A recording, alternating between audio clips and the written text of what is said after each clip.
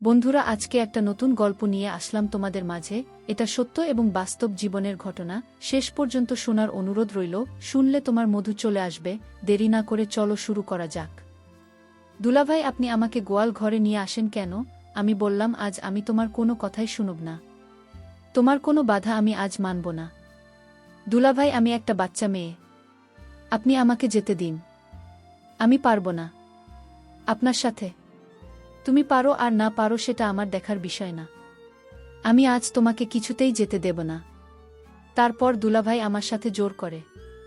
বাকি ঘটনাটা গল্পতে বলছি। আমার বিয়ে হয়েছিল অনিল নামে একটা মেয়ের সাথে। আমার একটা 10 বছরের শালি ছিল।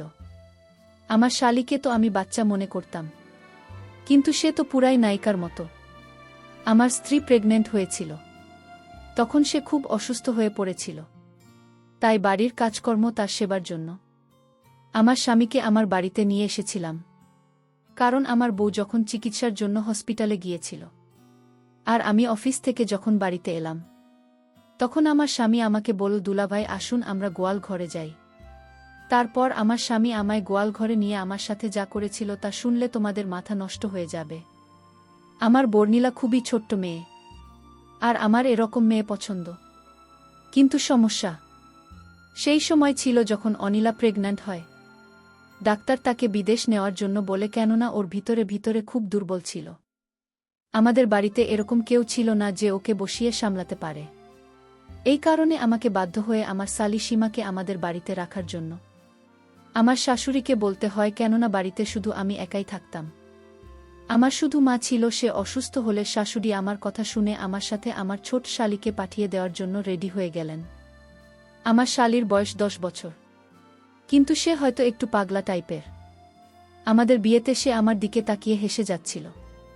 আমি ওর হাসির জবাবে যখন এসেছিলাম তখন ও লজ্জাতে দৌড়ে বাইরে চলে গিয়েছিলাম। ওর ব্যবহার দেখে আমার খুব অদ্ভুত লেগেছিল। যাই হোক, আমার শাশুড়ি আমাকে ডেকে বলতে লাগলেন, সীমা, নিজের কাপড় চোপড় ব্যাগে ভরে রেডি হয়ে নে। তোর জামাইবাবু তোকে নিতে এসেছি।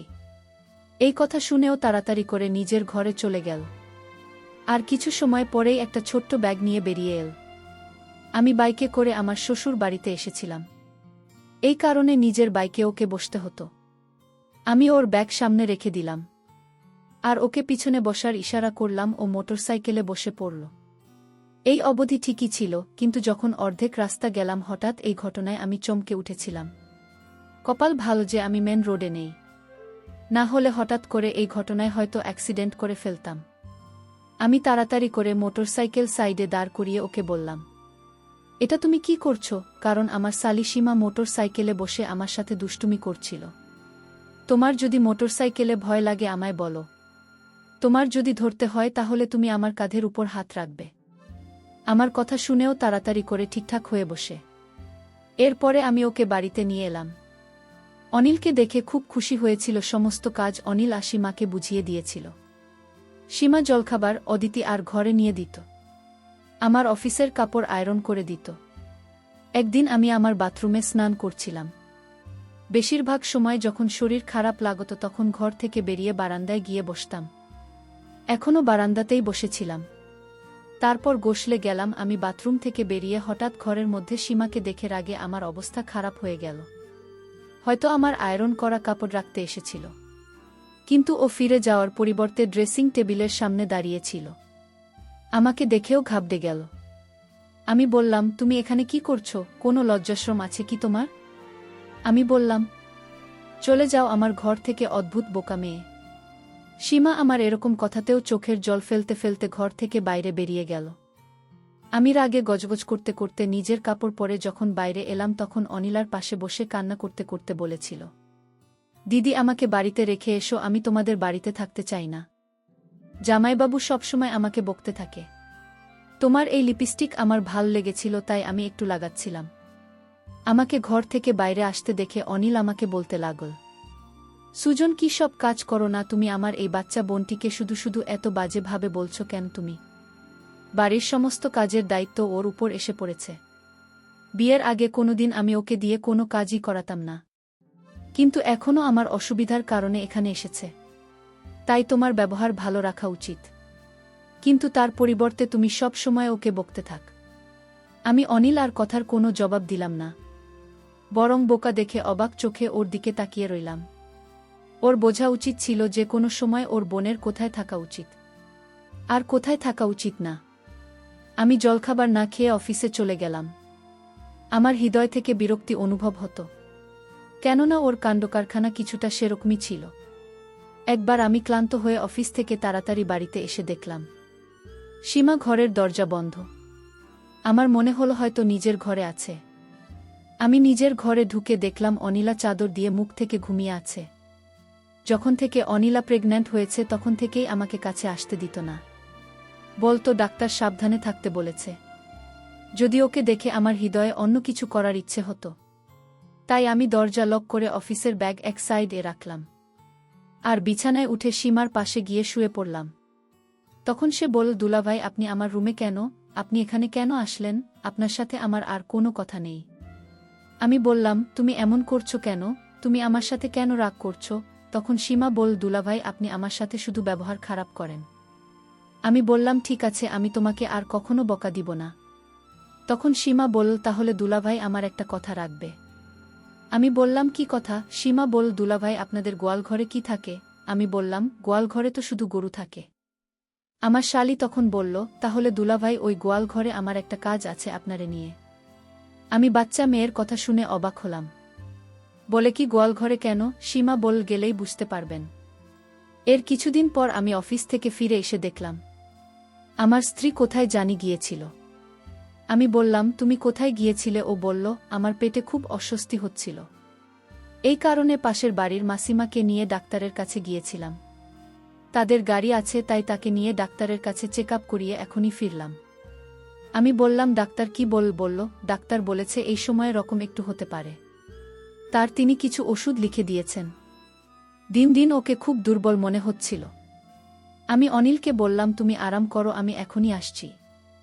আমি নিজের কাপড় বদলে ঘর থেকে বাইরে বেরিয়ে এলাম। সীমা সেই সময় রান্না বান্না করতে ব্যস্ত ছিল। আমি ওর কাছে এসে দাঁড়িয়ে পড়লাম। আমাকে দেখে ওর মুখের রং বদলে গেল। আমি নিজের মাথা নিচু করে নিলাম, কেননা তার কথা আমি রাখিনি। সে বলেছিল গোয়াল ঘরে যেতে। আমার মনে মনে জানতে ইচ্ছা করছে, সেই গোয়াল ঘরে কেন যেতে চায় একটা বাচ্চা মেয়ে? যাই হোক, আমি চাইতাম না এই কথাটা অনিলা অবধি পৌঁছাতে। তাই ওকে বললাম, তুমি যে গোয়াল ঘরে যেতে চাও, বোনকে কোনো সময় বলবে না। আমার গলার স্বর কিছুটা কঠিন হয়ে গেল। তারপরে আমার অনুভব হলো যে এই কথাটা আমার কিছুটা নরম স্বরে বলা উচিত। তাই আমি বললাম, দেখো, তুমি গোয়াল ঘরে যেতে চাও কেন? কিছু কি হয়েছে? হলেও সেটা শুধু ভুল বোঝাবুঝির কারণে হয়েছে। একে তো তোমার আমার কথা শোনা উচিত হয়নি। একদিন রাতে শালি ভুল করে আমার রুমে চলে আসে। আমি চাদর মুখে দিয়ে শুয়ে রইলাম। দুলাভাই আমার বোনের ঘর মনে করে আমার ঘরে চলে আসছে। কিন্তু আমি তো জানতাম সে একটা বাচ্চা মেয়ে, কিন্তু আমার সাথে যে কার্যকলাপ তা ঘটল সেটা দেখে আমার হুঁশ হয়ে গেল। সীমা বিভোর ঘুমে ছিল, আর ঘুমের ঘরে তার বোনের সাথে রাতে যা আমি করতাম সেটা আমি আজ সীমার ঘরে সীমার ঘুমের মধ্যে করে ফেলেছি। যখন সকাল হলো সীমা সব বুঝতে পেরেছিল। আমার মনে হয়েছিল যে তুমি অনিলা, কিন্তু তারপরেও যা কিছু হয়েছে তার জন্য আমি তোমার কাছে ক্ষমা চাইছি। কিন্তু প্লিজ এই কথাটা অনিলাকে বলো না। আমার নরম স্বরে কথা শুনেও বলতে লাগল, আমাকে অনিলা দিদি বলেছিল যে আমি জানি তার ঘরে থাকি। আমি বললাম, যাই হোক, যা কিছু হয়ে গেছে সেটা ভুলে যাও। সঙ্গে সঙ্গে আমার কথা মেনে নিল, আর আমিও নিশ্চিত হলাম। সময় এভাবেই কাটতে লাগল। কিন্তু সীমার একটা আবদার আছে, সেটা হলো সে আমাকে কিছুদিন যাবৎ বলতেছিল তার সাথে আমি গোয়াল ঘরে যেতে হবে। কিন্তু কে যে গোয়াল ঘরে যেতে চায়? আর আমিও ঠিক সময় পাচ্ছি না। কোনো সময় যাব। সে আমাকে বলেছিল এদিনের রাতের ঘটনা তার দিদিকে বলবে না, যদি আমি তার সাথে গোয়াল ঘরে যাই। এসব ভাবতে ভাবতে এদিকে আমার স্ত্রীর অবস্থা ঠিক বলে মনে হচ্ছিল না। সময় যত কাটতে লাগল, শ্বাস নিতেও তো কষ্ট হতে লাগল। ওর শরীরে রক্তের খুব অভাব ছিল। প্রায় দিনই ও ভিটামিনের ইনজেকশন দিত। ওর চোখের নিচে কালো ছাপ পড়তে শুরু করেছিল, গায়ের রং ফ্যাকাশে হতে শুরু করেছে। ডাক্তার যমজ বাচ্চার কথা বলেছিল, হয়তো এই কারণেই খুব বেশি দুর্বল হয়ে গিয়েছিল। 9 মাসে তো ওর অবস্থা এমন হয়ে গিয়েছিল যে আমাকে বাড়িতে হুইল চেয়ার নিয়ে আসতে হয়েছিল, কেননা একদমই হাঁটতে চলতে পারত না। ডাক্তার অপারেশনের কথা বলেছিল, এই কারণে আমি ওকে হাসপাতালে নিয়ে গেলাম। কিন্তু অপারেশনে অনেক সমস্যার সৃষ্টি হয়েছিল। 1 ঘন্টা পরে লেডি ডাক্তার ঘর থেকে বাইরে এল, নার্সের হাতে 2টা বাচ্চা দিল। নিজের সন্তানকে দেখে আনন্দে পাগল হয়ে গিয়েছিলাম, কিন্তু ডাক্তারের মুখ দেখে আমার হৃদয়ে খটকা লাগল। লেডি ডাক্তার বলতে লাগল, মিস্টার সুজন, আপনার স্ত্রীর অবস্থা খুব খারাপ। এটা শুনে আমি টেনশনে পড়ে গেলাম আর বললাম, ওর কি হয়েছে? তখন তিনি বলতে লাগলেন যে ও সারভাইভ করতে পারছে না, ওর কাছে অল্প কিছু সময় আছে, আপনি প্লিজ গিয়ে তার সাথে দেখা করুন। এটা শুনেই আমার যেন মনে হলো আমার পায়ের নিচ থেকে মাটি বেরিয়ে গেছে। আমি বললাম, এসব আপনি কি বলছেন? কিছুই হতে পারে না। আমি দৌড়ে তার কাছে এলাম এবং দেখলাম খুব কষ্টের শ্বাস নিচ্ছিল। আমি ওর কাছে গেলে ওর চোখ থেকে জল গড়িয়ে বালিশে প্রবেশ করেছিল। আমাকে দেখে ও হালকা একটু হাসার চেষ্টা করল। আমি ওর কাছে গিয়ে বসে পড়লাম। ওর চোখের জল ফেলেই চলছিল। আমি ওর হাত ধরে বললাম, কিছুই হবে না, তোমার দরকার হলে আমি জলের মতো পয়সা খরচ করব, তুমি ঠিক হয়ে যাবে। কিন্তু খুব কষ্টে ভাঙাচোরা শব্দ বলতে লাগল, তুমি যা কিছুই করো না কেন আমি বুঝে গেছি যে আমার কাছে সময় খুব কম। আমার স্ত্রী বলতে লাগল, সুজন প্লিজ আমার বাচ্চাদের জন্য সৎমা নিয়ে এসো না, তার থেকে তুমি সীমাকে বিয়ে করে নিও। ওর কথা শুনে হতভম্ব হয়ে ওর দিকে তাকিয়ে রইলাম। হঠাৎ হওয়া এই অবস্থার জন্য আমি একদম রেডি ছিলাম না।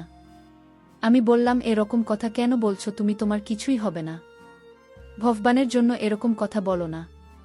অনিলা হঠাৎ করে নিঃশ্বাস নিতে খুব কষ্ট হচ্ছিল। আমি ডাক্তারকে ডাকতে শুরু করে দিলাম। আমি চিৎকার করে করে সমস্ত স্টাফকে এক জায়গায় করে ফেললাম। ডাক্তার তাড়াতাড়ি নার্সকে ইনজেকশন দিতে বললেন। সমস্ত লোক আশেপাশে দাঁড়িয়েছিল। আমার চোখ দিয়ে জল পড়তে লাগল। কিন্তু এত কিছুর পরেও আমাদের ছেড়ে চলে গেল। আমার গুণটি সেই সমস্ত পুরুষদের মধ্যে হয়তো যারা নিজের স্ত্রীর জন্য সমস্ত স্বপ্ন, সমস্ত আবেগ কন্ট্রোল করতে পারে না। এর সাথে আমার এরকমই বন্ধ ছিল ওর শান্ত স্বভাব। আমার হৃদয়ে ওর জন্য আলাদা জায়গা করে নিয়েছিল। ওর প্রতি আমার গভীর ভালোবাসার কারণে আমি কখনো সীমাকে নজর উঠিয়ে দেখিনি। আমি কান্না করে বলতে লাগলাম, তুমি আমাকে এভাবে ছেড়ে দিতে পারো না। সবই তো আমরা জীবন শুরু করেছিলাম, আমরা একসাথে জীবন কাটাতে চেয়েছিলাম, কিন্তু ও আমাকে ছেড়ে চলে গেল। ডাক্তার আমাকে বললেন, আপনি একটু শান্ত হন। এখনও অবধি সীমায় কথা জানত না যে অনিল আমাদেরকে ছেড়ে চলে গেছে। যখন আমি ঘর থেকে বাইরে এলাম তখনও বলতে লাগল, দিদির শরীর কেমন আছে জামাইবাবু? আমার চোখ থেকে জল ঝরছিল। আমি নিজের বাচ্চাকে ওর থেকে নিয়ে ওকে বললাম, সে আমাদেরকে ছেড়ে চলে গেছে, আর কখনো ফিরে আসবে না। এটা শোনার সাথে সাথে সীমা কান্না করতে করতে বলল, আপনি মিথ্যা কথা বলছেন। আমি আমার শাশুড়িকে ফোন করলাম, একটা ভূমিকম্প যাতে আমাদের উপরে পাহাড় ভেঙে পড়েছে। আমার শাশুড়ি কান্না করতে করতে অবস্থা খারাপ করে দিয়েছিল। 3 দিন সীমা আর আমার শাশুড়ি আমার বাড়িতে থাকল। তারপরে আমার শাশুড়ি বলতে লাগলেন, আমি বাচ্চাদেরকে আমাদের বাড়িতে নিয়ে যাই, এখানে ওদের দেখার মতো কেউ নেই। আমি সেই সময় না করলাম না। আমি অনিল আর চিন্তায় ছিলাম যে এখনো হাসতে হাসতে বাইরে বের হয়ে বলবে, সুজন তুমি কেন উদাস হয়ে আছো? আমি এখানে তোমার কাছে আছি। 1 মাস পার হয়ে গিয়েছিল। আমি আমার অফিস জয়েন করে নিয়েছি। আমার তখন অনিলের কথা মনে পড়ছিল, কারণ অনিলা বলে গিয়েছিল আমি যেন তার ছোট বোনকে বিয়ে করি। আমি যদি তার কথা না রাখি তাহলে তার আত্মা কষ্ট পাবে। আর তাই আমার শালী সীমাকে বললাম, আমি জানি তুমি কেন গোয়াল ঘরে যেতে চাইতে, তোমার আর গোয়াল ঘরে যেতে হবে না। আজ আমরা এই ঘরেই থাকব, যেভাবে তোমার বোন আমার হয়ে থেকেছিল। সীমা ও তার বোনের কথা ভেবে আমার সাথে রহিয়া গেল।